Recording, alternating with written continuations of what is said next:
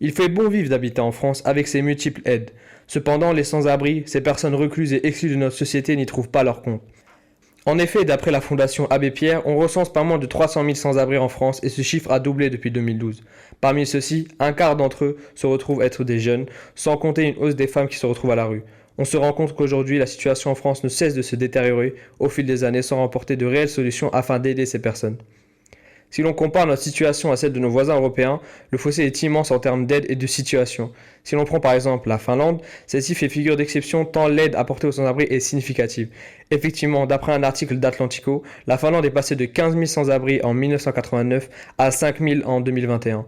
Il est vrai que l'on est très loin des chiffres de la France, tant le nombre d'habitants entre les deux pays est disproportionné. 5,542 millions pour la Finlande en 2021 contre 67,5 millions pour la France en 2021. Néanmoins, force est de constater que la Finlande a réussi à diminuer le nombre de sans-abri dans leur pays alors qu'à contrario, le nôtre a continué d'augmenter. La raison de cette baisse, la Finlande a appliqué une politique dite logement d'abord, qui consiste à construire de nouveaux logements et d'y loger des sans-abri. Cette politique est adaptative. Par exemple, il est possible de financer le loyer des sans-abri sur une période limitée afin de leur permettre un retour à la normale de façon progressive. Mais pour les cas un peu plus en difficulté, des aides supplémentaires sont apportées, comme une aide à l'emploi et à la santé.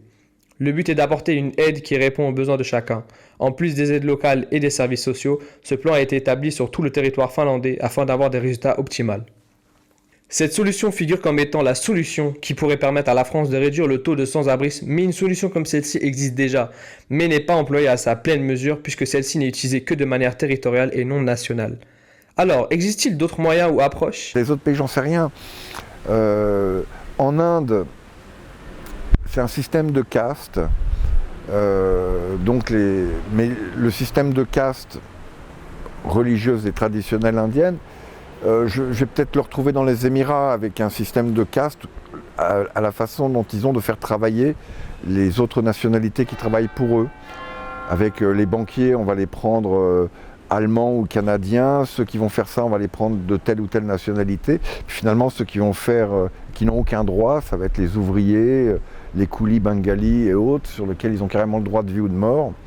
Des gens qui, pour cette société-là, ne vaut pas grand-chose.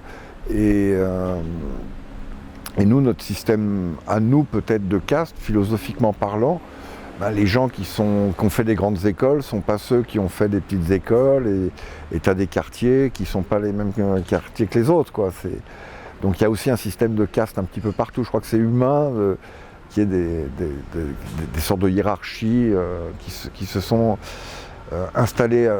Parce qu'en Inde, ce que j'ai vu, moi, c'est les pauvres, les handicapés physiques de la vie, ceux qui sont nés peut-être, alors je ne connais pas toutes les castes indiennes, je ne saurais pas forcément les reconnaître, mais les mendiants, etc. vont être accompagnés le matin au bord des temples, et on peut se retrouver avec des lignes de 80, 100, 150, 200 personnes qui vivent de l'aumône, qui attendent l'obol. Et les pèlerins, ils ne comptent pas sur nous, hein. C'est la société indienne qui ne compte pas sur le tourisme pour vivre. Ils ont leurs touristes à eux qui font la tournée des temples, la tournée des festivals. C'est un pays où la foi est constante et partout. J'ai vu les gens donner un grain de riz. Mais à midi, tu as une gamelle de riz. Donc il y a vraiment on ne laisse pas les gens s'en bouffer. Mais finalement, nous non plus, parce qu'on a toujours un système qui fait que... Mais là-bas, j'ai vu que c'était beaucoup plus fluide, que c'était vraiment... parce que l'État ne fera jamais rien pour les pauvres en Inde, vu que tout le monde fait pour les pauvres, que les riches donnent. C'est une sorte de ruissellement permanent. Alors qu'ici, il y a une cassure. Il y a une cassure, et c'est pas aussi fluide qu'ailleurs. Alors maintenant, je ne sais pas si on est meilleur que les autres ou si on est moins bon. Sachant que la population de l'Inde est encore plus importante qu'en France, cela permet d'avoir une autre vision sur comment agit l'Inde vis-à-vis des personnes sans abri. Il existe une vraie entraide et une union envers les sans-abri pour les aider. Au vu de quelques exemples étayés, on se rend compte que la France a du retard en plus d'un grand nombre de sans-abri.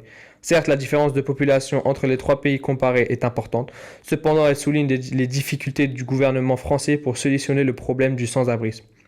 La Finlande est un bon exemple de réussite et la France doit s'en inspirer, même si elle a déjà esquissé un plan logement pour tout, mais qui n'est appliqué que territorialement, afin de briser ce cercle vicieux qui sévit maintenant depuis tant d'années. De plus, d'après les expériences passées de Sylvain Lesser, il faudrait que toutes les actions au service des sans-abri doivent être en totale concordance afin d'établir un ruissellement fluide pour que les aides apportées aux sans-abri soient plus claires. En d'autres termes, le maître mot est l'entraide.